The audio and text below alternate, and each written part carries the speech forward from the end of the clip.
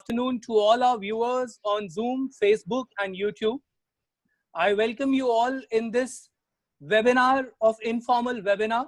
Thank you for joining us. Friends, today's session is very special for us for two reasons. Firstly, our Endeavor Informal Webinar has completed 3 months and is 50 webinar old today. It is almost coterminous with the COVID-19 lockdown. The group has its genesis in the quest of few like-minded friends and lawyers who decided to defy the lockdown blues and continue with their learnings. Over last 3 months, we discussed diverse, relevant, contemporary, and conventional legal issues. We could sustain all this while because of your support. I thank all the listeners for this particular event. Secondly, to celebrate this day and motivate us today, we have a very special speaker. It gives me immense pride and joy to announce that on platform of Informal Webinar, we have with us Shri Ashok Agarwal, Senior Advocate. The name says it all, I know. Shri Ashok Agarwal, Senior Advocate, has many feathers to his cap. An alumnus of Department of Laws, Punjab University, Mr. Agarwal started his practice in Punjab and Haryana High Court in the year 1974. By 1986, he was appointed as Additional District Judge in state of Haryana. And in the year 1988, he was designated as Senior Advocate. Mr. Agarwal was Senior Standing Counsel for Union of India. He remained Senior Standing Counsel for Chandigarh administration for many years. Rather, these two terms became synonym to each other. Mr. Agarwal was Advocate General for the state of Haryana in the year 2003-2004. He remained Advocate General for the state of Punjab with cabinet rank. Mr. Agarwal was awarded with the prestigious Haryana Ratan Award in the year 2004, National Law Day Award in the year 2012 for his immense contribution to the legal field. Friends, that was our introduction of our speaker, but since we are in informal webinar, we have a practice of giving an informal introduction as well. So John Scott, the first Earl of Eldon, very famously said that to succeed as a lawyer, a man must work like a horse and live like a hermit. I think when he said this somewhere in 1600th century, he had a lawyer like Mr. Ashok Agarwal in his mind. Mr. Agarwal in courtroom, defending maybe a Fortune 500 company or a rural farmer from a heartland of Punjab and Haryana is a delight to watch. He's an inspiration to all in the legal fraternity. He's an institution in himself, and traces of his teachings, his work ethics, his learnings are visible in success of sizable number of his associates. Friends, on behalf of Informal Webinar, our friend Mr. Parasmani Goyal, advocate, will moderate this session. Our friend Mr. Goyal is family to Shri Ashok Agarwal.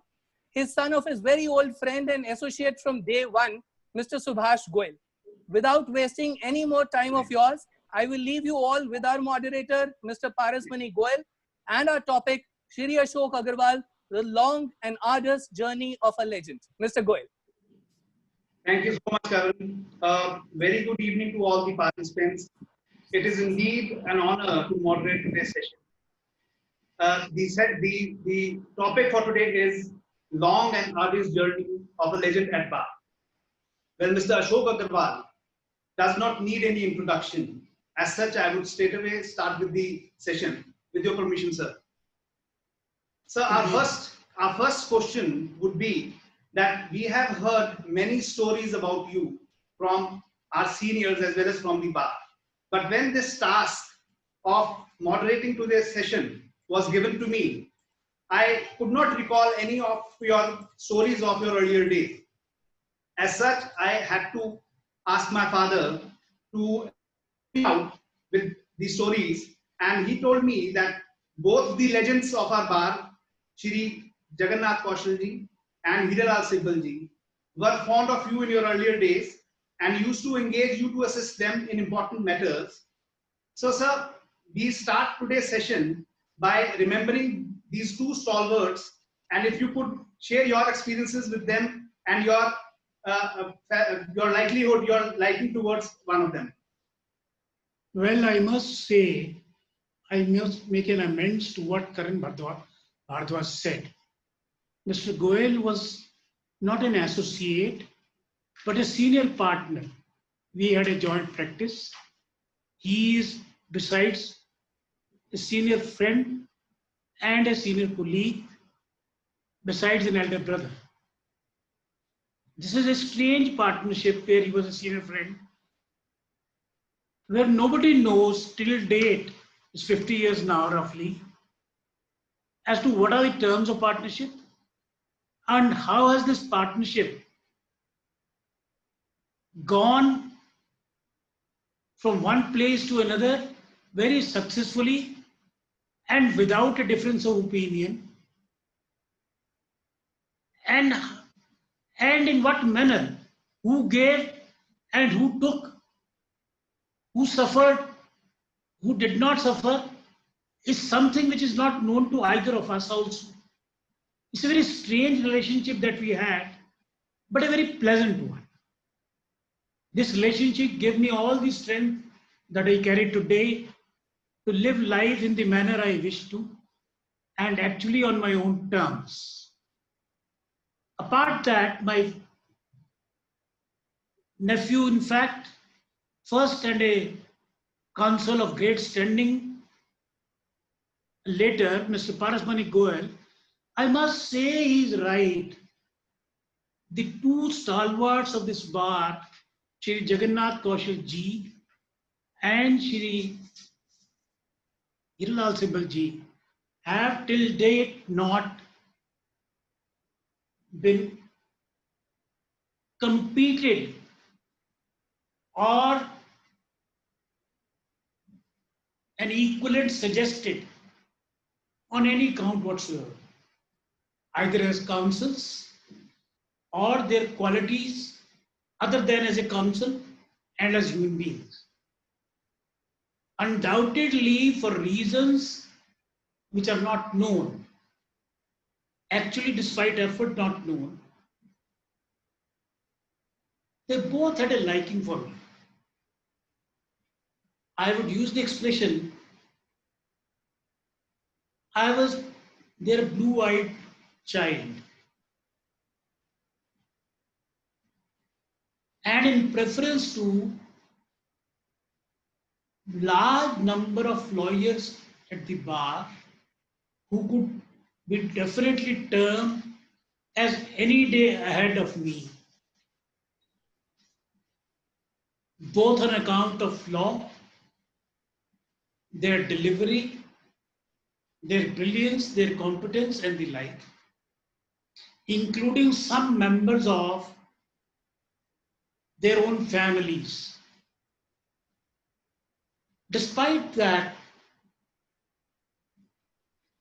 the two I had the privilege of assisting in quite a large number of cases, almost since the beginning of my career, maybe a year after. And may I, before I go any further, tell you this, courtesy these two stalwarts, I opposed them in double the number of cases. Mr. Kaushal, many times the number of cases in which I assisted him, and successfully, with their blessings and their courtesy.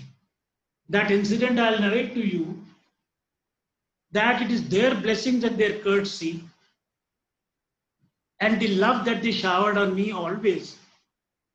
I don't know for good reasons or bad, or for no reasons maybe, or for reasons of pure luck that I carry and the lady luck that I have with me always. Mr. Kaushal, upon the elevation of Mr. Ashok Bhan as a judge of the Honorable High Court, recommended to the Chandigarh administration that the only person in his opinion who would be suitable enough to take up the assignment of a senior standing counsel then called a government pleader of the Chandigarh administration, successfully, in preference to a large number of experienced seniors and senior designates available and in consideration with the Chandigarh administration. Somehow, the suggestion of whatever nature made by Mr. Kaushal, particularly in the field of profession of law, was almost treated as the last word and a commandment by everybody around him, be it in the government, be it outside the government, be it the bench of this court, or be it the members of the bar of this court, senior, junior, anybody, and all inclusive.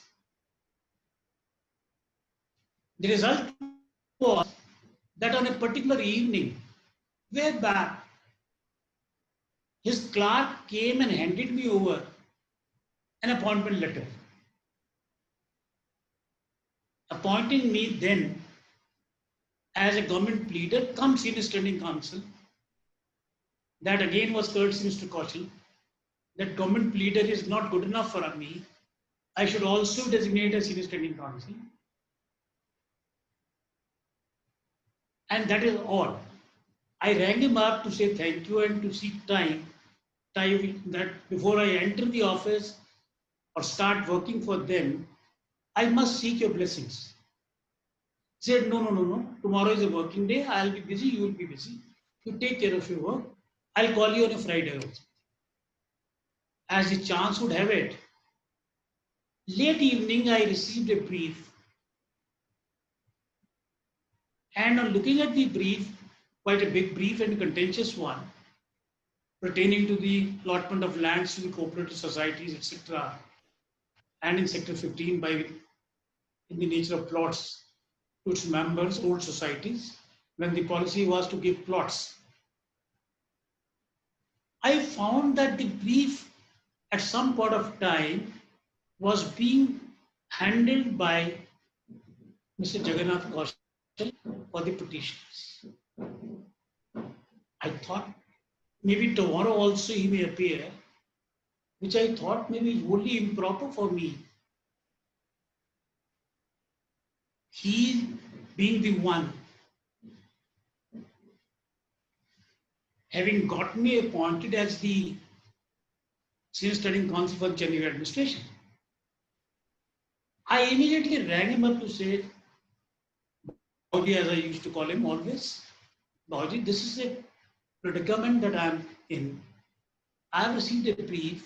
Firstly, I don't know whether even tomorrow you are appearing in this matter or no. And if you are, what do I do with it? There's hardly any time left when I return this brief and the administration engages anybody. And I don't think it is proper for me to oppose you. And the reply in a minute that he gave me was, I have not got you appointed to get scared of me. On the contrary, I assured the administration that if anybody can take me over in court, it is you and you alone. And that is why you have been appointed. So I will appear and you will appear opposing me. And we'll contest the brief tomorrow morning. The brief was fixed before the bench of Mr. Librahan presiding. Other member of the bench I don't recollect, who too was a very sweet child to Mr. Kaushal and an elder brother to me. On seeing us on the opposite side, he said, Mr. Agarwal, so the Guru Chela are in Maidan today? I said, no, sir. It is the Guru who is forcing me to be in Maidan and against him. Otherwise, how dare I can? After this wit was over and the laughter followed and all, The brief was argued and argued for a couple of days, in fact, in bits. I ultimately succeeded in that. The day I succeeded, second day thereafter was a Friday. And Mr. Kaushal rings me up to call me, if I had no other engagement on Friday evening, to come and share a drink with him. I was much too overwhelmed by his gesture. I went to his house. He offered me a drink as that. And then he said after a while that today I find that my training to you is complete.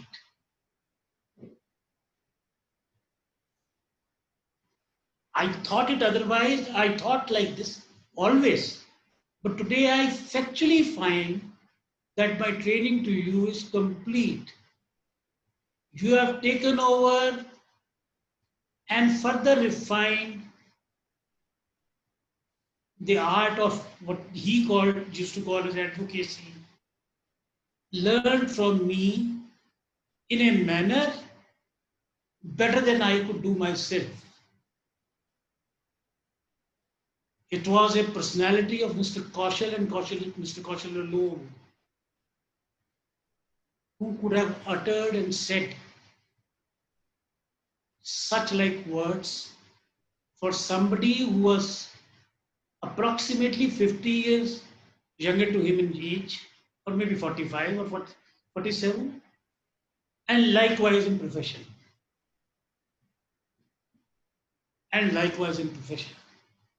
Great he was. He used to be my first choice whenever a senior counsel was required to assist the court and to be briefed. However, that chance was very rare when I could actually get him. Because half his life, he was not in profession. He would come and go. Sometimes as a governor for a few years, sometimes as a minister, law minister for a number of years. Then other time in various assignments that he had, and in various committees of various kinds that he used to head. And then as member of parliament, where he would never miss a session, irrespective that he misses the court. The result was that it took away my chance of assisting him and in the process learning from him to a large extent. All the same, I still think, and I pronounce it publicly always with pride and great pride, that all what I know in the profession is solely and exclusively referable to Mr. Kaushal and Kaushal alone. I repeat it, Mr. Kaushal and Kaushal alone. In addition to this professional life, in my personal life as well, I might tell you, I owe a great to him. I used to fall back upon him for just everything in life. And I would not take a step of whatever nature without first seeking his concurrence. Because the affection that he had for me, for reasons which are not known, again I say for reasons which are definitely not known to anybody, has no parallels. So my debt towards him continues. I had thought that I'll be able to discharge my debts if he had a long life, probably in his lifetime. I wasn't able to. Then I thought that after he has gone, I'll be able to discharge his debts by my doing something in the manner which he thought I should do. Even that I have not been able to do. And the probability it looks like now in the evening of my life that the debts will go with me. I will not be able to discharge at all. One more instance of his greatness, I may tell you. When I was 5, 6, 7 years in the profession,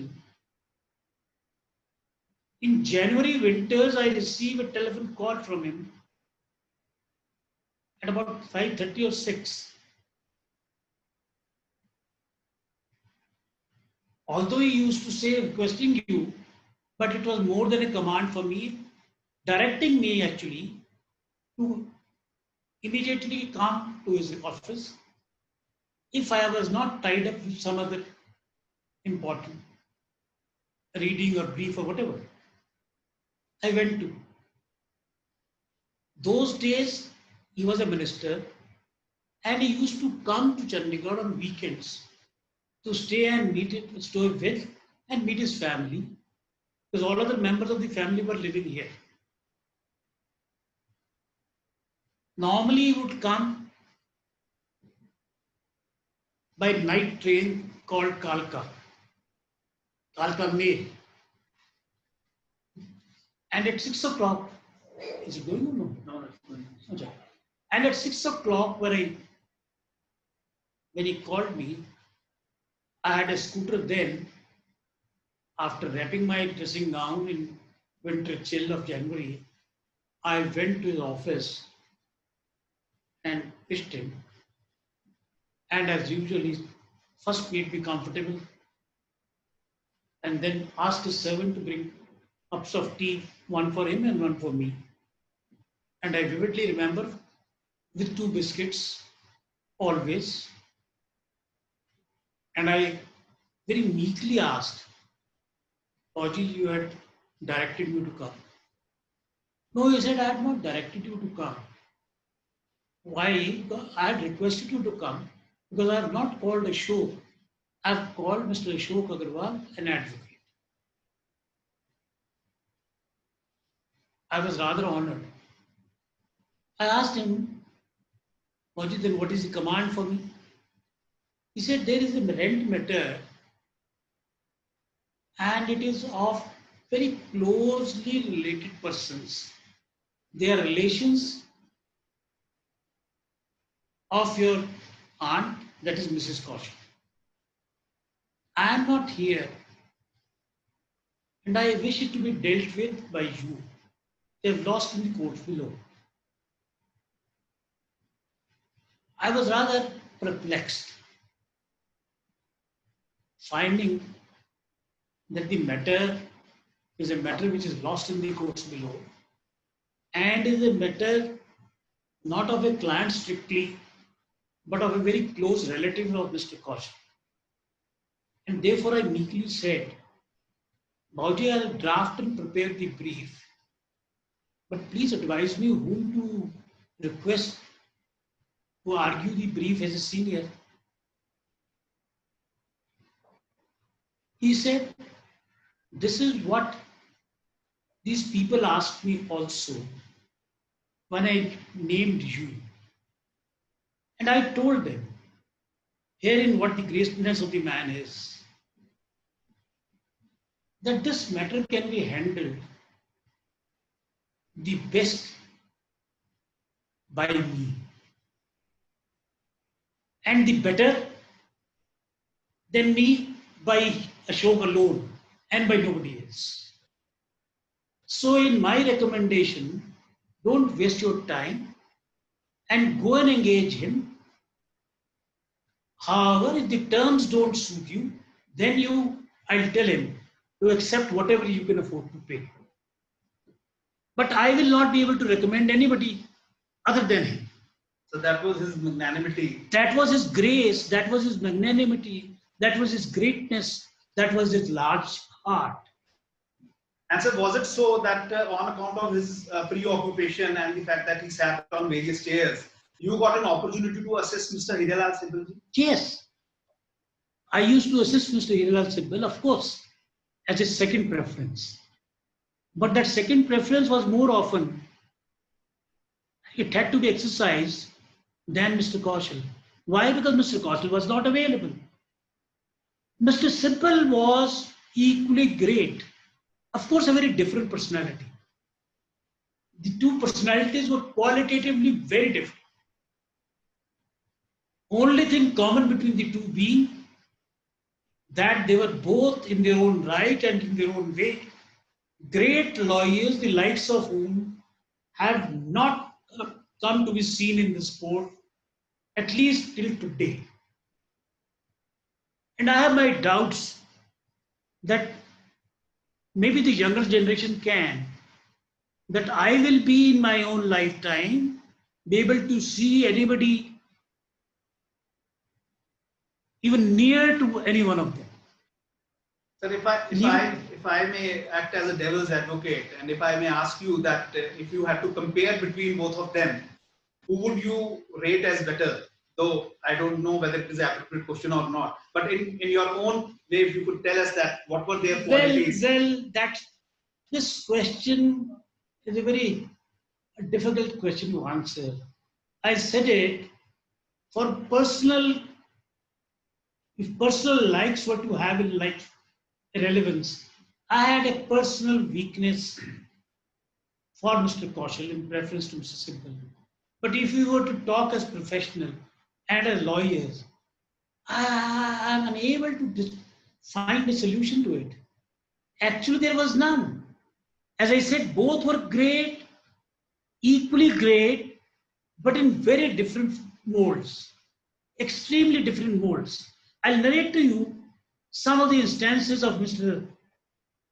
Kaushal and Mr. Sibbal, where you will find the difference.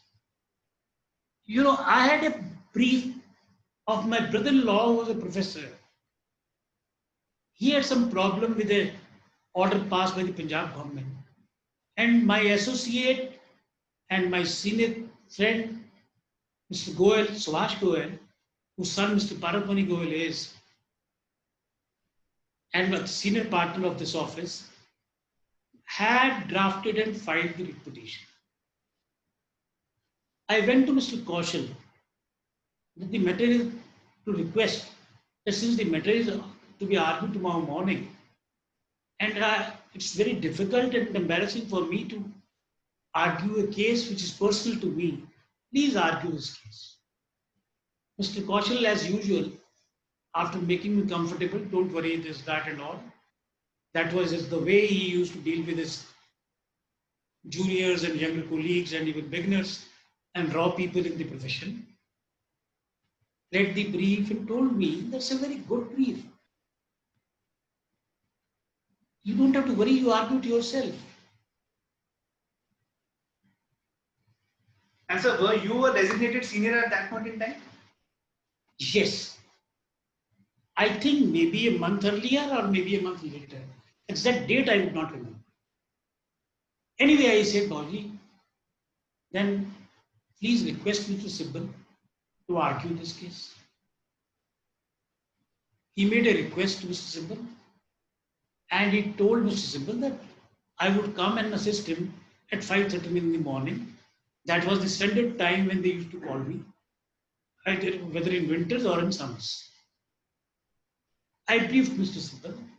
That's a matter of chance that when the case was called, Mr. Sibbal could not reach. I was there to be done. It was done. But Mr. Sibbal, with all his grace, had agreed without charging and even thinking of charging a single penny on account of the brief being my personal. The story doesn't end here.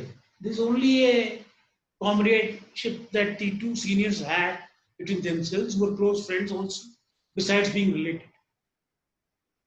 So let's discuss something about your old days, with your permission.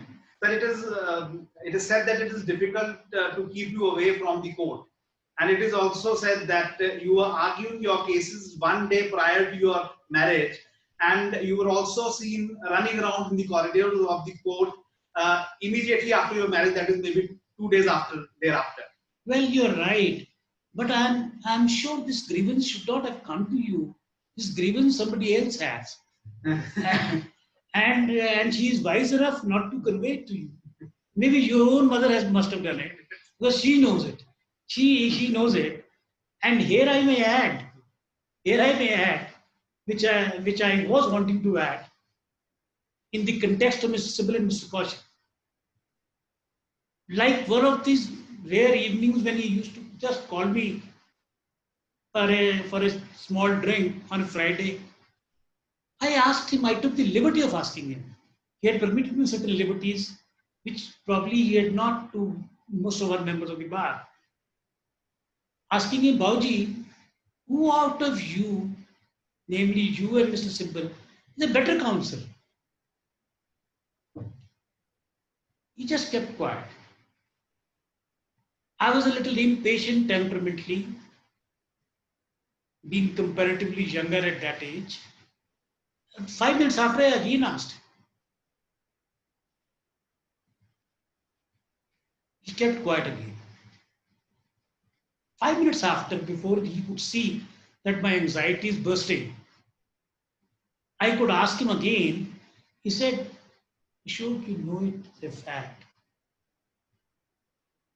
None of us is a patch on Mr. Sybil. He is a counsel who can create castles in air.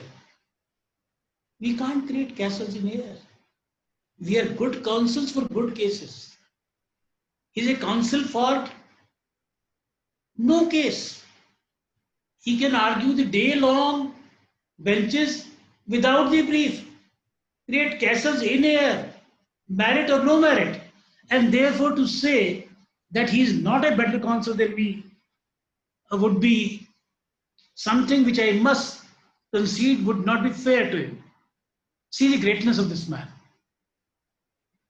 So therefore I said the two personalities had their own kind of, flavors in them, making them great in its own way, equal on all account, and as professionals, best of the professionals that the court could ever have. I wish to, now since we are here in this with you, I wish to narrate one or two instances of Mr. Kaushik or Mr. Sybil. He was a celebrity in the profession, celebrated counsel on all counts and on all subjects. So was Mr. Sybil, Kaushal also, but always for those briefs which were sound briefs in law. Mr. Sybil was the best counsel for all briefs, but the best one for the briefs which had no merit. He could create merit, and that merit was his magic. The magic of Mr. Sybil, which anybody else would not have. I tell you, one fine day, a gentleman, his neighbor, I don't want to name him, walks in my office when I had about 7-8 years standing, with a brief in an arbitration matter, asking me to file an appeal in that. When I was shuffling through the papers, I found that the matter had gone to High Court earlier also.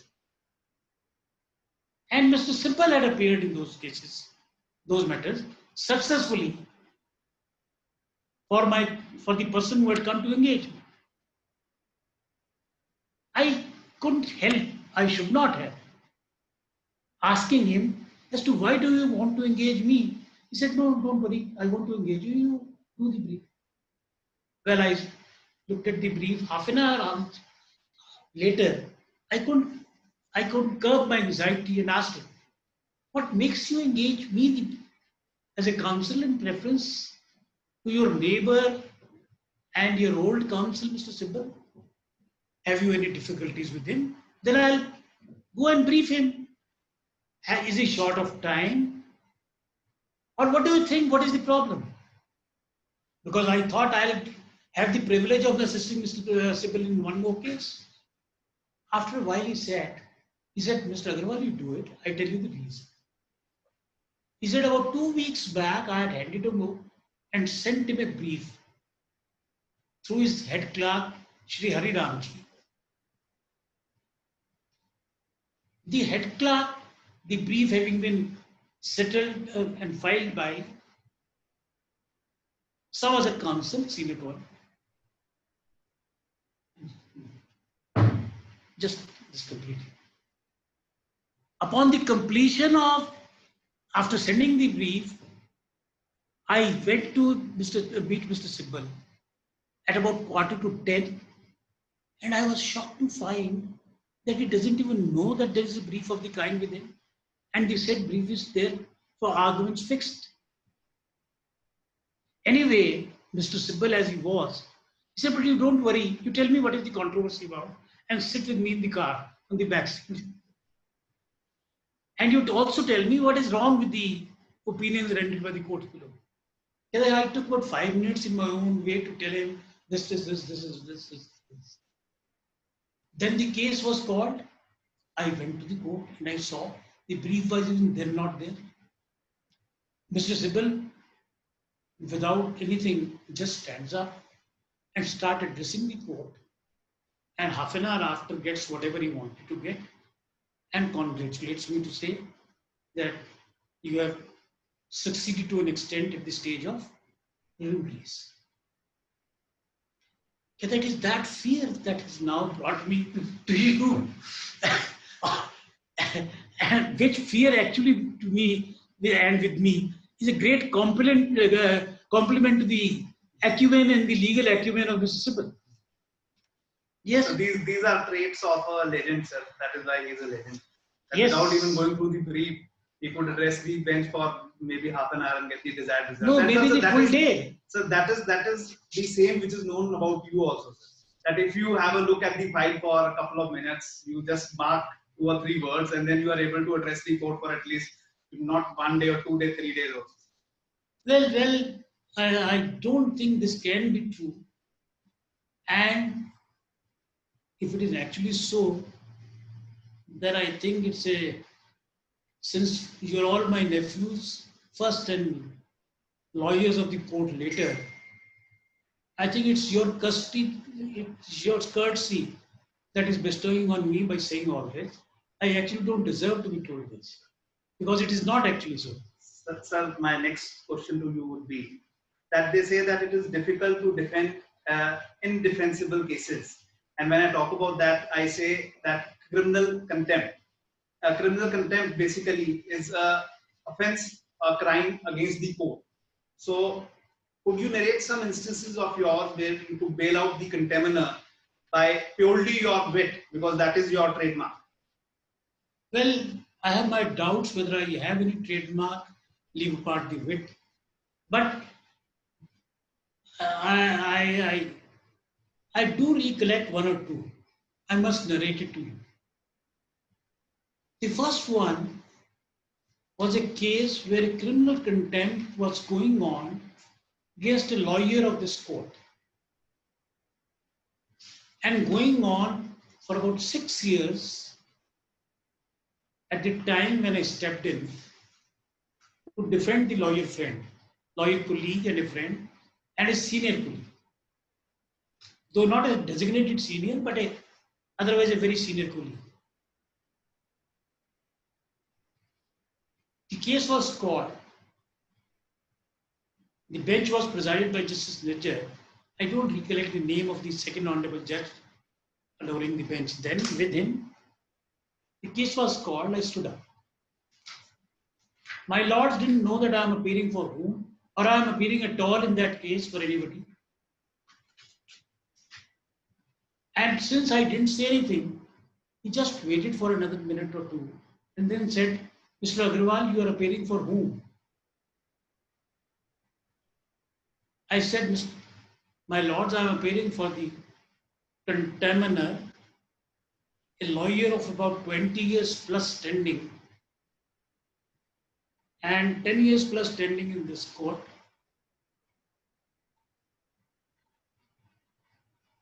before I could complete my sentence, Mr. Nijjar was all out with his rage, his face red. You know whom are you defending? What are you trying to defend? And are you a lawyer meant to defend such like things and such like actions of your professional colleagues? No.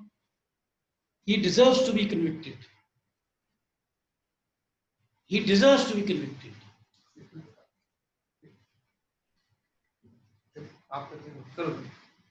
However, now that you have come,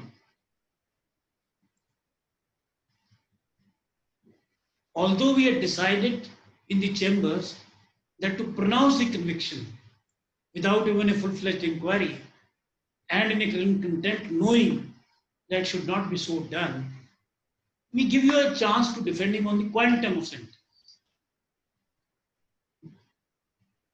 I again kept quiet. Honorable Mr. S. Nijjar lost his patience. And after a while he said, Mr. Agarwal, why don't you say something if you want to defend your client, the contemner, who is out and out a contemner, duly substantiated. He said, my lord, your lordship, sir, this is what I said, that my lord, I know what your lordships are saying is right and absolutely. And I further know that I have an indefensible brief. Then quantify the sentence was his expression. We leave it to you. I said, my lords, the gentleman lawyer, I'm making it short, the long discussion, but it takes time, is facing criminal contempt in a bench presided over by you, known to be harsh and harsh beyond a point in such like matters for last 6 years, and with personal presence on every hearing. Do you think the bench can ever pronounce a punishment harsher than this? If it can, and if it can conceive so, please do it. My lords and the entire court was in great laughter. And it just says, rule discharge. Rule discharge. I also remember a case of almost similar nature. Immediately before I took over as Advocate General Punjab, I was defending in criminal contempt a very important functionary,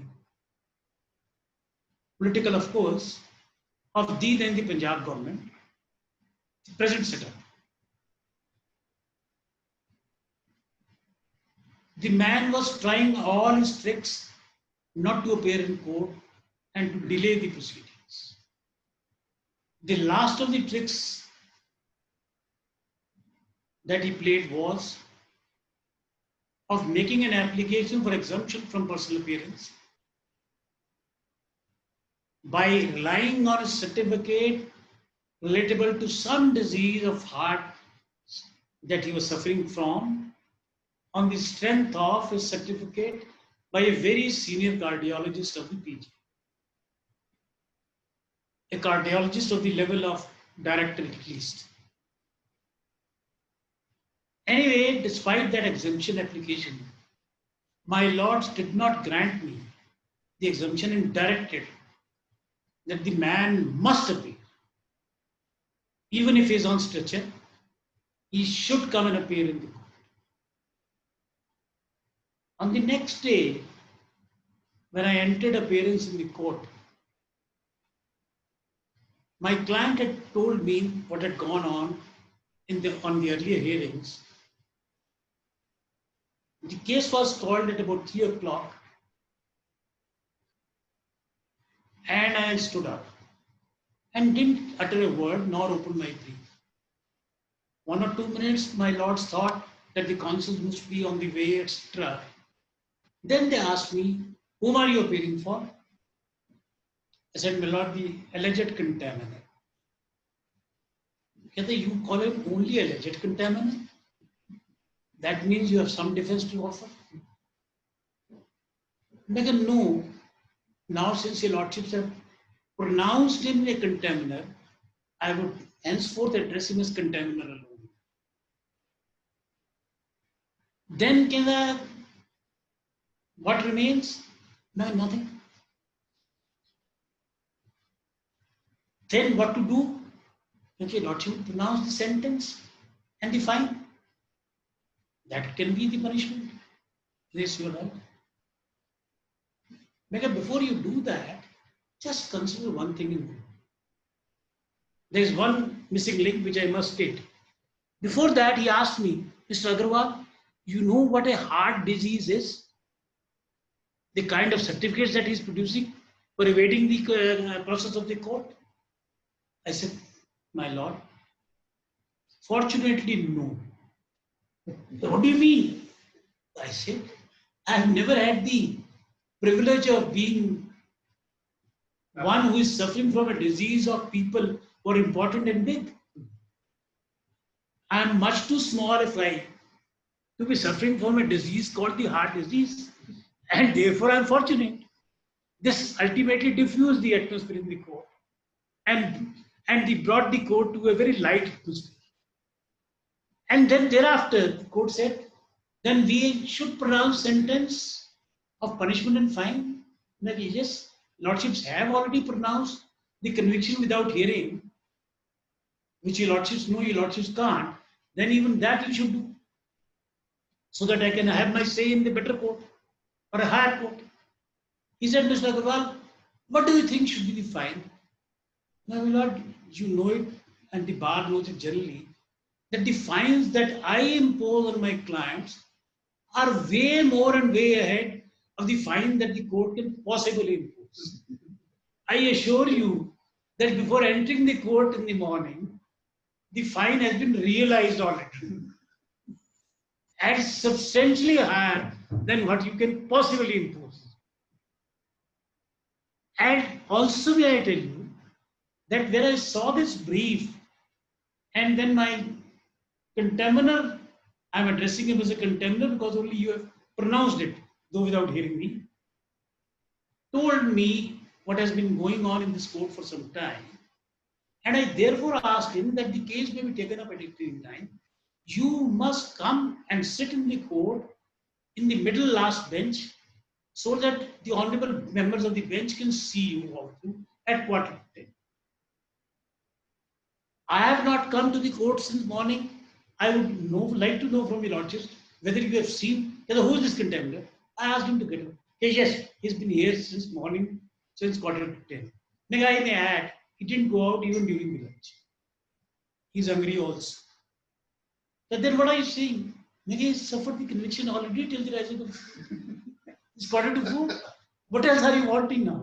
So therefore, and keeping in view his apologies and all, he said, what, Mr. Agarwal, all right, the rule is discharged. All right, the rule is discharged. So these are some of the experiences that I'm sharing with you on this pedestal, given my young friends a chance, which I actually don't recollect.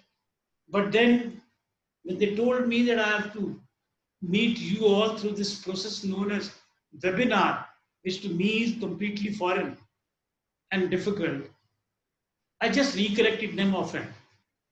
Sir, a word of advice for our young members of the bar. As most of the young members of the bar go to various district courts for procurement of work, did you ever go to district courts for procurement of work? And what would be your advice in this context? Well, undoubtedly, as most of the members of the bar do, in the beginning of my career for about a year, maybe 6 months, I did go to more than one district courts.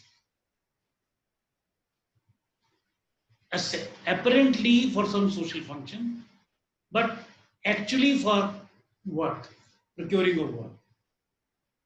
Why I say apparently, for some social function. I used to find out some invitation for a married wedding, etc.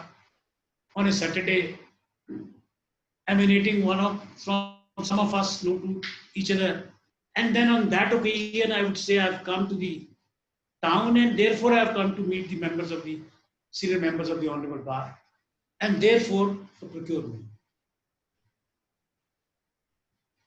Today I say luckily, then I used to curse myself. I got nothing but frustration out of it. I hardly ever got a brief anyway on my visit, which was the actual real purpose, though camouflaged as a social visit to the town or a wedding or so. The result was that after a while, I must have visited practically all district headquarters of Haryana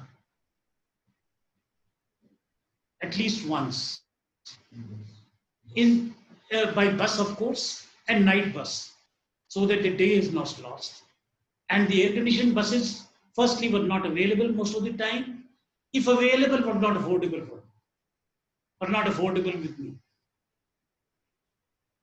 And thereafter, out of sheer compulsion, I had to stop it.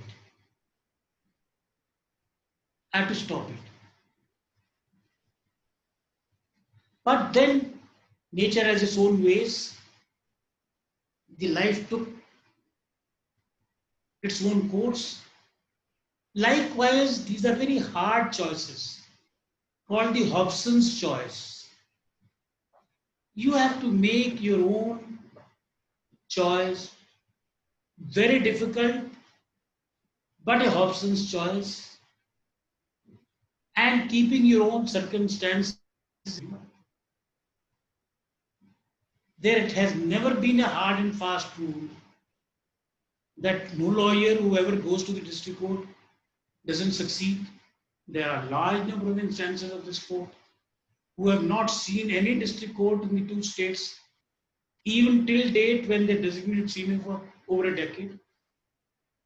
There are a large number of lawyers who have visited district courts, each one of them, and sometimes twice in a week, every week. They have also succeeded. There's no hard and fast rule.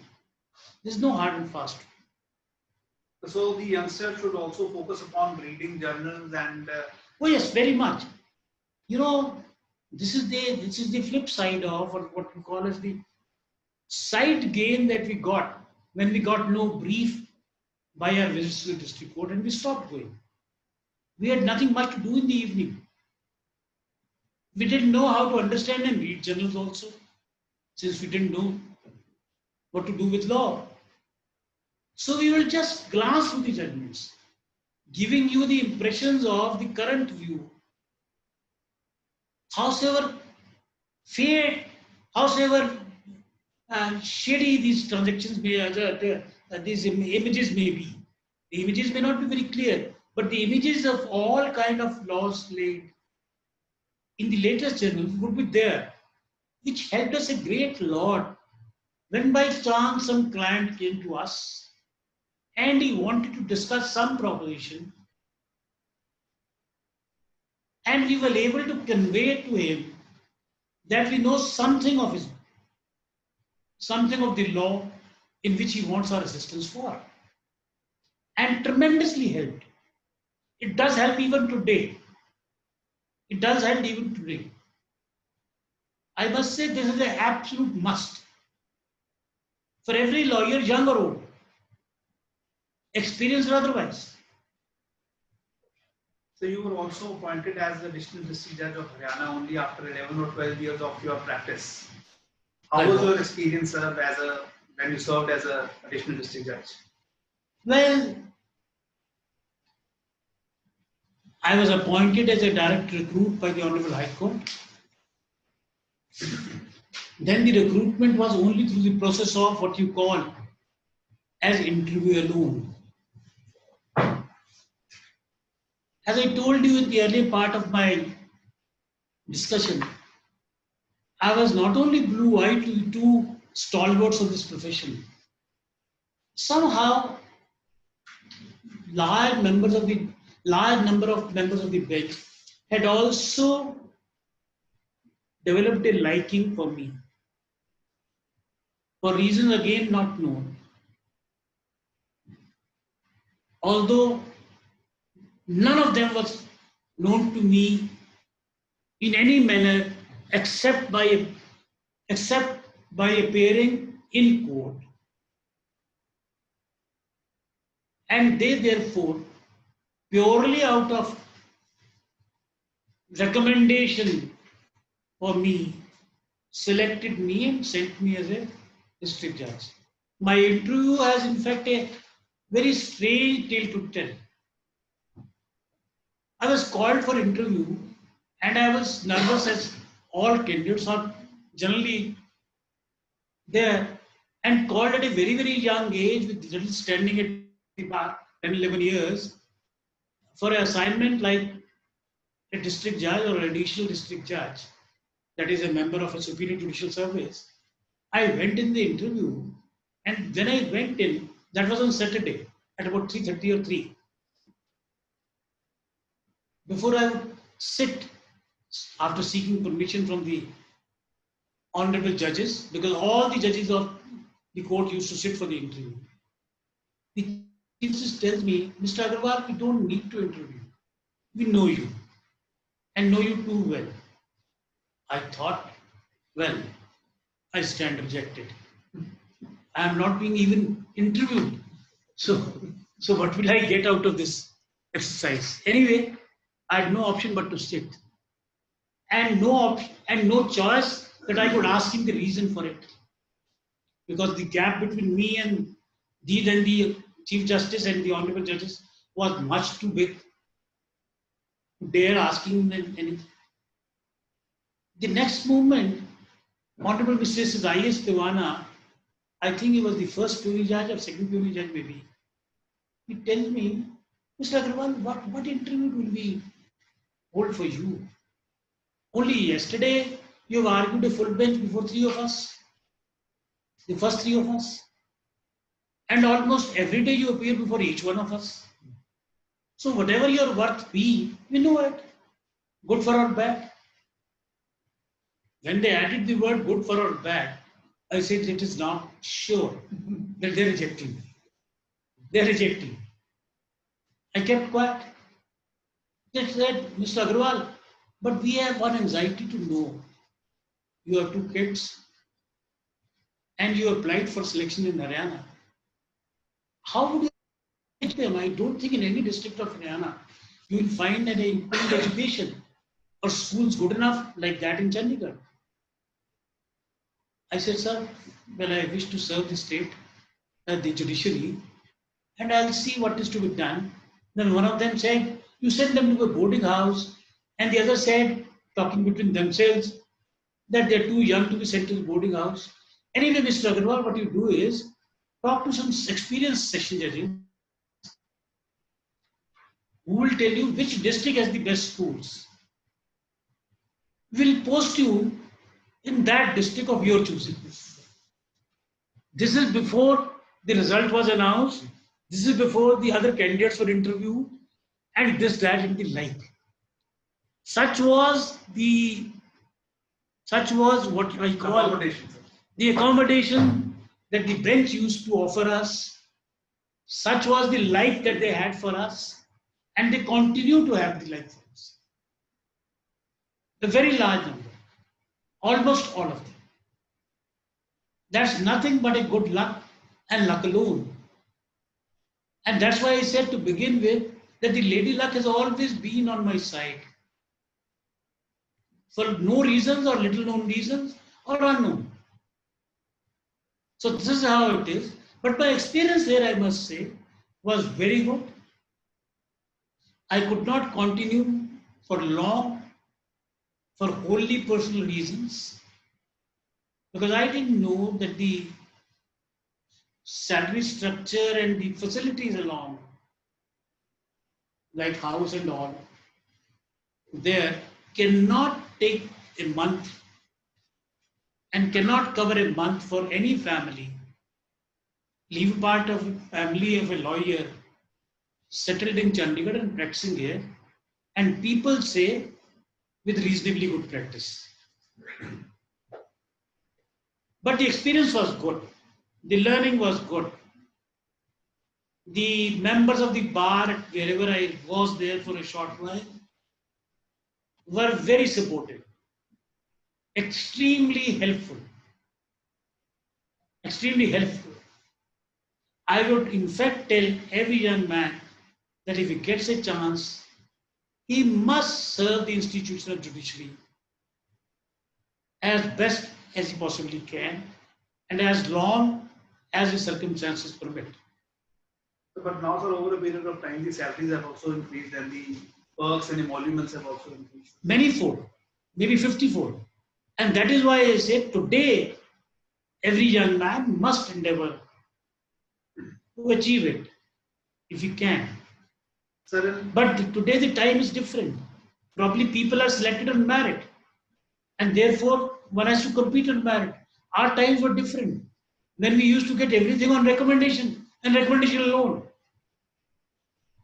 Like I got everything in life on recommendation and recommendation alone. that is your magnanimity. So in one of our earlier webinars, one of the speakers shared with us that growth of a lawyer can be divided into 3 stages. One is that when the client praises you, the other is when the client recommends you work, the third is when the opposing counsel recommends you work. So would you like to add to it? Yes, definitely. Definitely. My friend, the speaker then was absolutely right. But he must have forgotten only that the 4th and the next stage is when your seniors and your designated senior colleagues start recommending you. And the 5th stage is when the honorable members of the bench and the honorable designated seniors start engaging you for their briefs personal in nature or briefs relatable to or referable to their family members, sons and daughters and the like. Of course, barring Mr. Swell and Mr. Kaushal, probably nobody has touched and achieved stage 4 and 5. And the gentleman friend who must have briefed you may have himself achieved stage 3. But so far as I am concerned, I have not been able to even achieve stage. Sir, you have headed as a legal officer, state head of Punjab and Haryana as Advocate General, and you have also been a senior standing counsel for the Chandigarh administration for many years. What were your experiences, sir, and what were your challenges?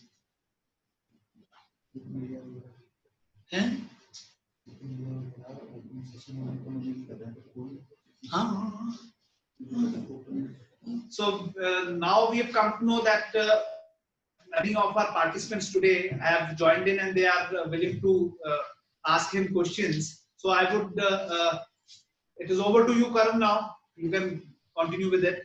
Good evening, sir. In fact, now I'll take over. The team informal webinar takes over. Thank you so much. It's always been a pleasure hearing you, and so has been today.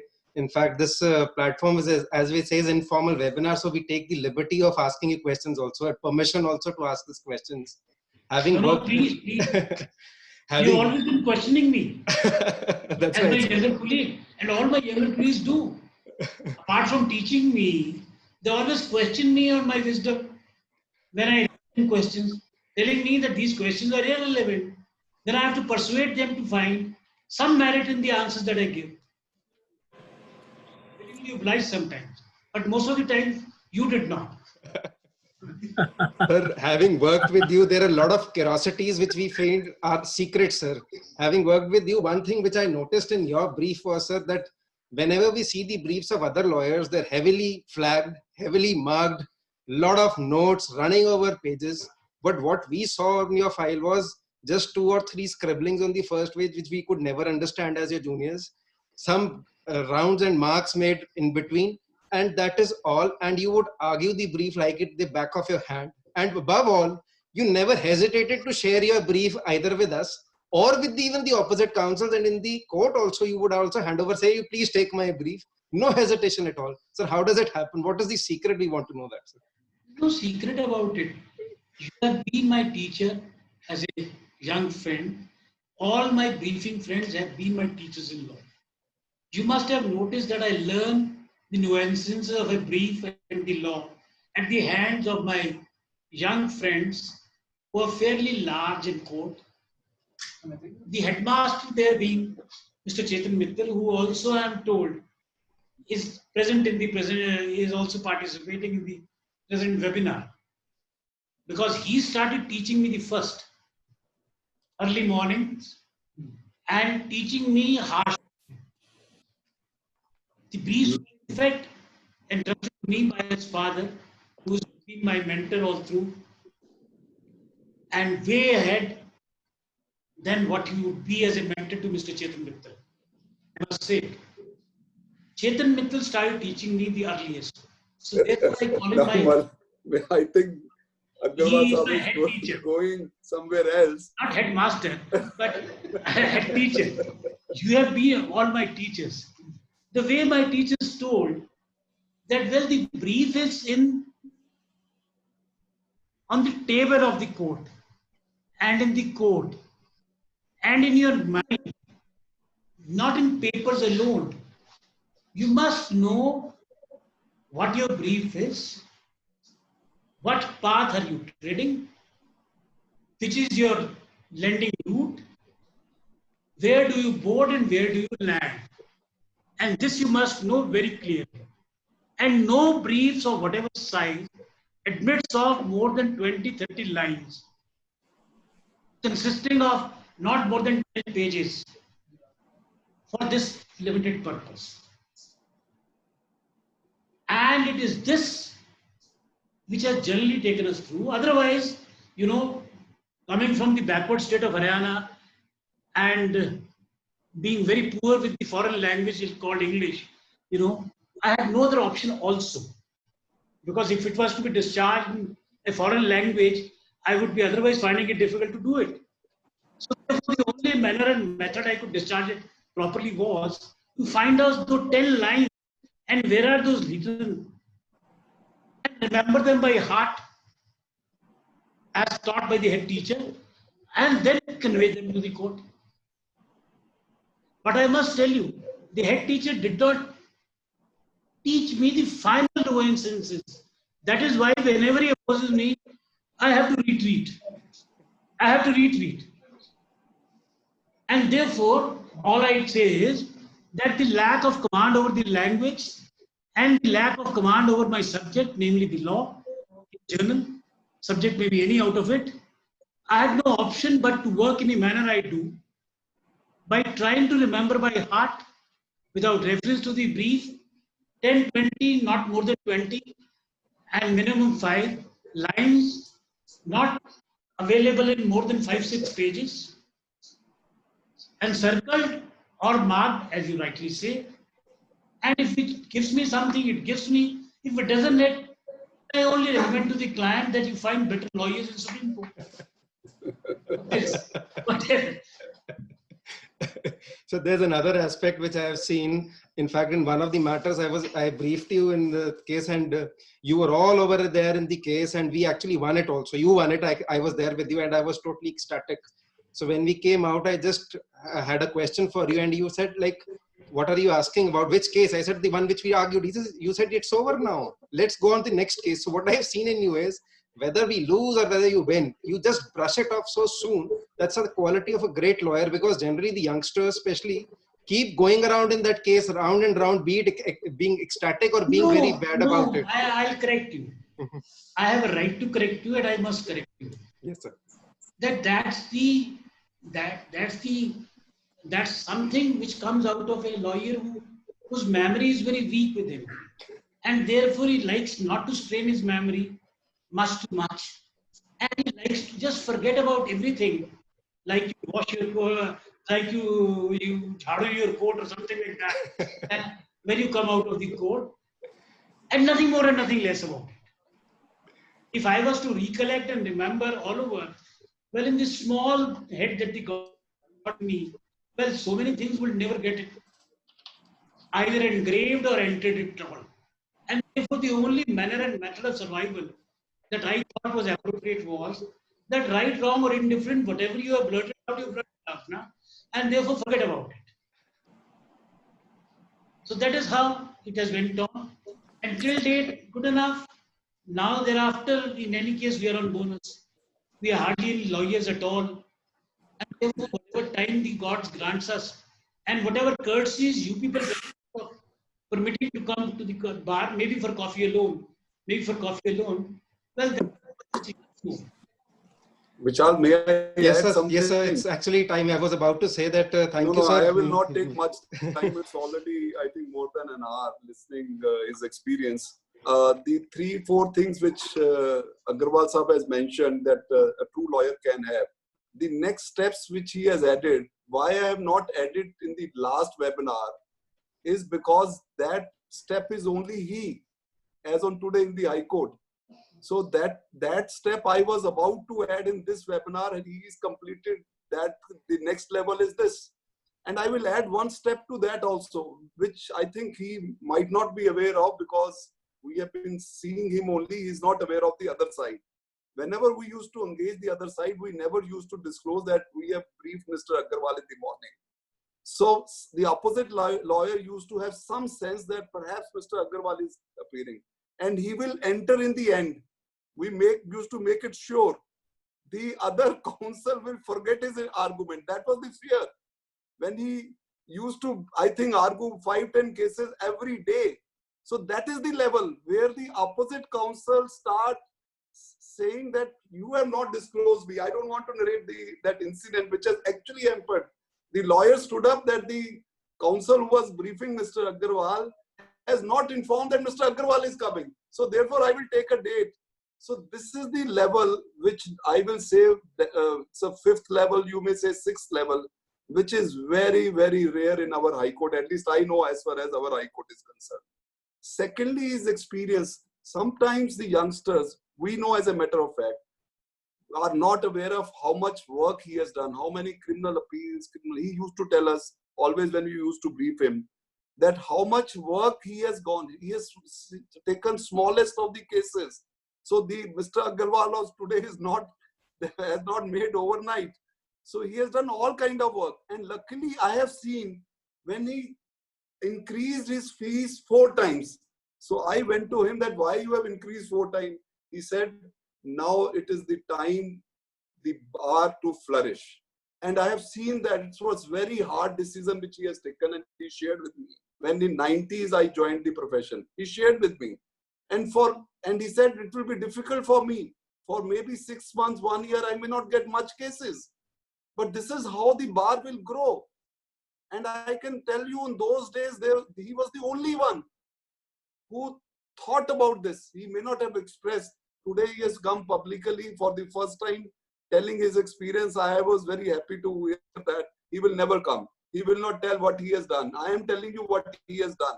And then when I was designated and senior, he recommended my name. I went back to him. Me and Randeep Rai, I think both went.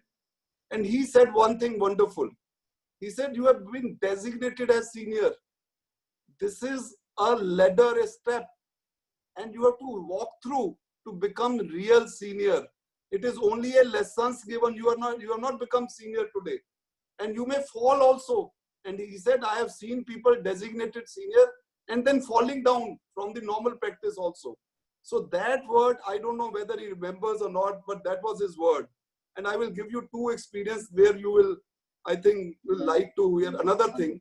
Chetan, that was the duty that you people gave me and I abused it properly. No, I tell you wonderful experience. I do remember I told you and Randeep both. And this is only a license. One more experience. I was very lucky. I received call. I can name the person, Mr. Jaitley at that time, that we have to engage the best lawyer for a case. He does not disclose the names. So I said, what is the matter? He said, there is simple sitter suit and wear because of that written statement, 90 days, the defense has been struck off. So you have to tell me the best. So I said, Mr. Agarwal, he said, I totally agree. I wanted to hear this name from you. So who was the petitioner before the court? Mr. Modi and Mr. Amit Shah in 2002, somewhere else, sometime that time. And that time after the case, when we got stay, the additional AG, who is the Advocate General of Gujarat now, he came and another counsel came. No, who's Solicitor General? Tushar Mehta. So I know.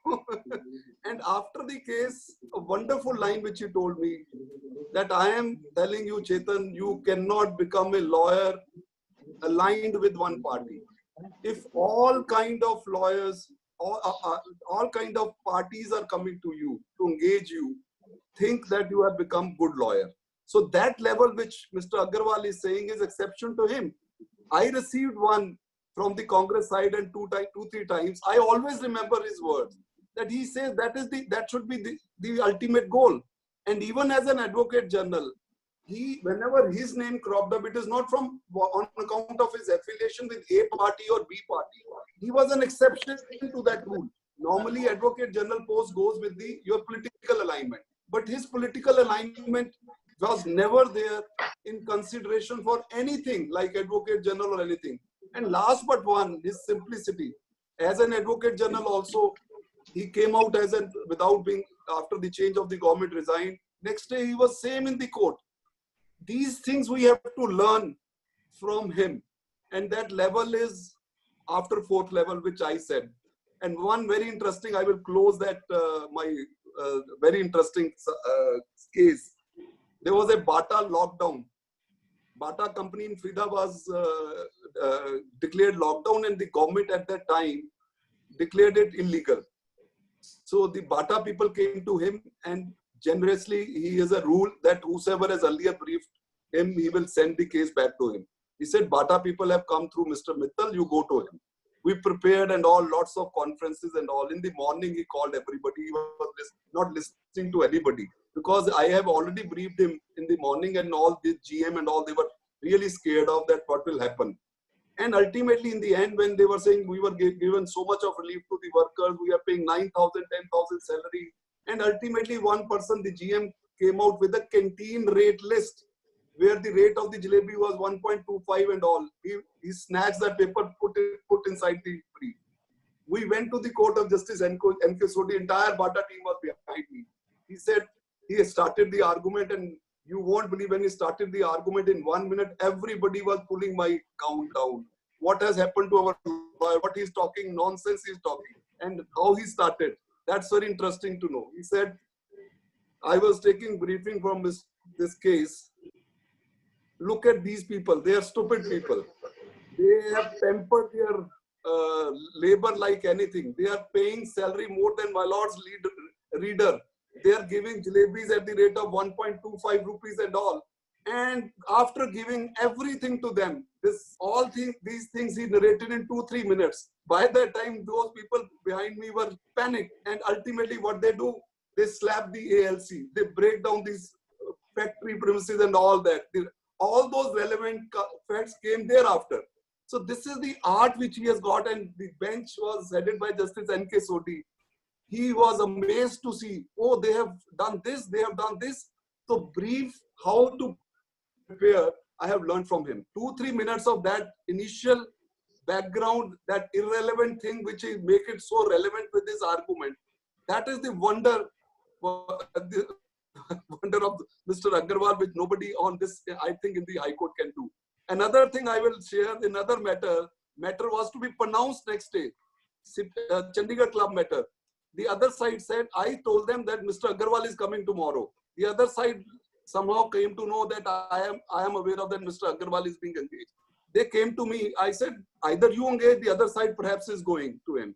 They said, no, we need not to engage because only the order have to be pronounced. I think Mr. Agarwal can correct me. Ashish Chopra was briefing him. He said he kept on sitting inside the court, and when he said, I am appealing only if my lord will permit me to give me time to prepare the argument and address it. The judges said only we have to see. We were appointing some arbitrator or I don't know, administrator, some retired high court judge. Mr. Agarwal, you can't do it. He said, I will only come in between if you will permit me to argue and give me 1 day. And that 1 day, next day, that order has never been passed. So that matter went for days thereafter, and that order was never passed. So there are lots of experience like this with him, and you have to learn from him. That is what we have also learned from him. And I tell everybody also, somebody has achieved something in life. It is not because somebody has given some favor to him or some judges are kind to him, as Mr. Agarwal is thinking. This is only and only hard work which he has done. And he has not explained or told because this is his own webinar, but I am telling you how much hard labor has gone through his hand. You cannot even believe. Nobody can believe. So you have to learn from there. And I am very privileged today that I have learned a lot from him. And I have told his example to so many people. I think in last webinar also, I said that whenever he used to call in the morning, we used to think that why he's calling in the morning, he will not discuss anything. But this is how now we realize after so many years that in the morning you prepare the matter, the crux of the matter. Everything you have heard a day before.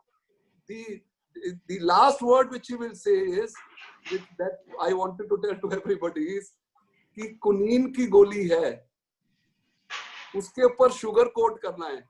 अगर तो जज के गले पे अटक गई तो उसका स्वाद खराब हो जाएगा. सो कोशिश ये करनी है कि शुगर कोट करके उसके पेट में चले जाए. I may be wrong in saying those words, but this is what he used to tell us when we used to brief him almost regularly. So I remember that Goli in the morning was the entire crux of his argument in the court. Thank you very much. Thank you, sir. So nice of you to share so many experiences about sir. And actually there are n number. We could actually continue till tomorrow also. But I'd still want that Mr. Rajinder Goyal is also here, who's also been with sir. So sir, if you could just recount some of your experiences in a very short time, because we are running out of time, but something about sir. Yes, good evening, sir. I had been blessed to join sir in the year 1993, and the journey is long. What I have learned from sir is that in the morning he used to call, and we used to prepare the case vigorously from every point. And when we used to assist him in the morning, he was telling that you have not studied this point, which was the basic root of the point. And when we used to go to the court, then sir, that very question was being put up by the judge, and we were astonished that we prepared the case for so many days. And when we go to assist sir, and he used to say that you have not prepared this point, you prepare this point. So that was the point where he wants to bring out best from you. This was the basic concept. He's really guru. He has always been a fatherly figure, and he has always been a source of inspiration for all the junior advocates. I had learned a lot from him, and I had always been blessed to assist him. Thank you, sir. And just a short note from Mr. Alok Jain also, if he could speak. Being there together in the office, we have had a lot of instances. In fact, what we've been hearing from sir about Alok ji and from Alok ji about sir. So something from there, Alok ji. Vishal, am I audible? Yes, yes. So we have a very memorable time under this guidance of the sir. What we have learned is all because of his alone guidance and his morning briefing. Even in a zero case, if you get a dribbling in his chamber, then you are through even the weakest of the weak case. You will not lose it. But if he is not, he has not said you anything, then ultimately you can see the worst in the court. And therefore, that is the beauty. He stand alone can become a zero case to a number 10 case in the morning. 10 out of 10 he can make it if he is there. And you can feel, just shake a hand with the opposite counsel. After the court is over, you will feel the difference of his appearance in the court. and because the fear psychosis of his in the other side rank is such that he loses most of his arguments the moment he come across that Mr. Ashok Agarwal is to appear against him. And this is how in cricket we know the legend we talk of Don Bradman. And in our field, he is the real Don Bradman of today. Thank you, Alokji. Thank you so Well, much. well, I must say a line here. Chetan is a very good trainer. He appears to have trained everybody present here, and I don't know why he's biased in my favor so much, but he is. His father was, of course, father was. He was biased in my favor, probably far ahead of Chetan himself, far ahead of Chetan himself. Mukesh, I have not met much because I never practice in this books. Chetan, we have been meeting and interacting and being together or opposing in large number of briefs right from the day when he entered the portals of the court. Of course, even then I was a very young man. Younger I am in all senses of the word to him even today. But then he definitely biased in my favor, I must say. And that is how he trains his young colleagues. I have learned from you, sir. I have learned from you. Thank you very much. I'm meeting you all. Of course, this process which is completely unknown to me. Today itself, I have ventured with this only because last 2 days I was made to appear in some cases, which I have been refusing for 4 months now that I will not. I'm very afraid of this technology because I'm technologically handicapped. Sir, conclude कर रहे हैं. They took the fear out and then they dared me, and then of course I have taken the chance. But anyway, you people have given me some audience, and in any case a patient one, right or wrong, whatever it be, then well I have been able to see you all is something which, and after a lapse of more than 4 months, in fact, more than 4 months, is something very, very heartening. And seeing you all bubbling is a further fact which in fact encourages me to be now shutting down all the laziness of the world that I acquired and carried all through these 4 months, at least for the future. So there's another speaker, Sir Karan, who in fact had a welcome note. He wants to ask you something before we just end the session. Yes. A very short question. Yeah. Karan, are you there? Sir, am I audible, sir? Yeah, surely. Sir, all this while you worked as on for private parties as well as for the states of Haryana, Punjab, government of union government and Chandigarh administration. Yes. What are your views about tribunalization, which is a norm these days and it is happening way too often? Sorry? And how does it impact the judicial review, sir? Well, opinions have differed and differed very widely. Personally, according to me, the purpose of tribunalization was long lost. Tribunalization has in fact become a tool to denude the powers that the High Court inherently always possessed, with a view to exclude the exercise of jurisdiction by the honorable members of the bench. And if given my personal opinion, we have definitely not achieved anything out of tribunalization and lost quite a bit.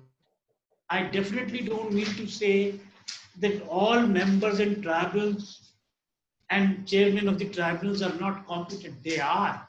Some of them may be far more than the members of the bench here, or at least equal.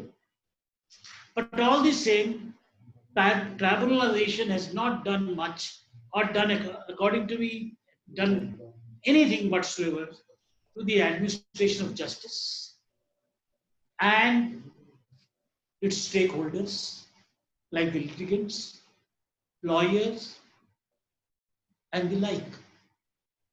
I would strongly recommend that instead of tribunalization, through independent acts, constitutional amendments, and so forth, excluding the jurisdiction of the court, sometimes being restored by the High Court in L. Chandra Kumar, etc., etc.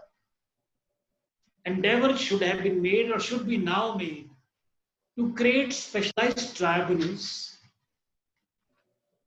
in the High Court itself,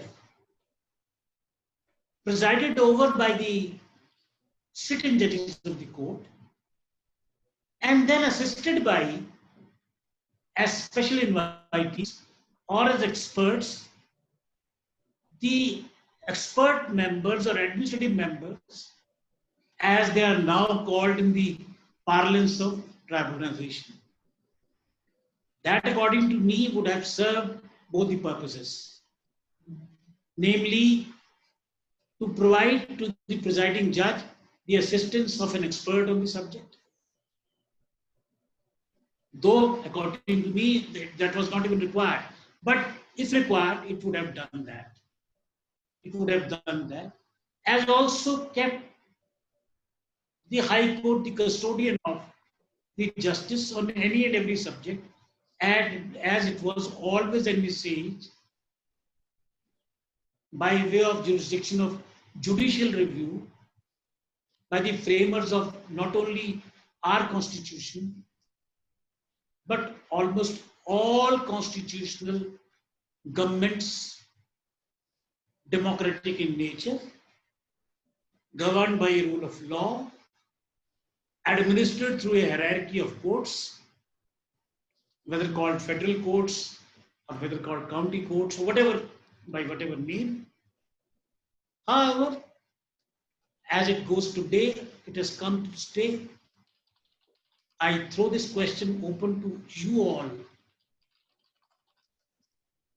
You apply your mind on it. And some other day when Mr. Nilesh is kind and courtesy, he might invite you all to address this question, which actually requires a larger debate, to enlighten us, enlighten the government, enlighten the lawmakers, enlighten the stakeholders, enlighten the law teachers, enlighten the honorable judges, enlighten the honorable members of the tribunals, as also the chairman, as also the litigants and the bars and the members of the bar appearing there. This is a question of great importance, and the very survival of this institution, according to me, at least to some part, is definitely dependent on, and as if you permit me to say, to a large extent dependent on in times. And it will be degeneration, and it will not be proper for me to say the tribunals not only failed in the purpose for which they were created. Some unprintable, and not to be said, also has not given them a very good name. Thank you very much, young man. Thank you, sir. Such a wonderful session. Probably we could continue till tomorrow also. This is the longest session we've had till date. And what a beautiful session with you. It's always been a pleasure hearing you. And I think this could not be a better manner to celebrate our 50th webinar of this team, to have a stalwart over here. Seeing you, hearing you, I remember the words of our former Additional Solicitor General of India, Mr. Amrinder Sharan, who unfortunately passed away last year. He used to tell me, Vishal, the one thing I always like in your quote is Mr. Ashok Agarwal. I really love him, hearing, listening, and be part of it. He did a case with you also together. So today's webinar reminds me of him and his words, which he all said about you, sir. Thank you so much for having accepted our invitation, for being a part of this webinar.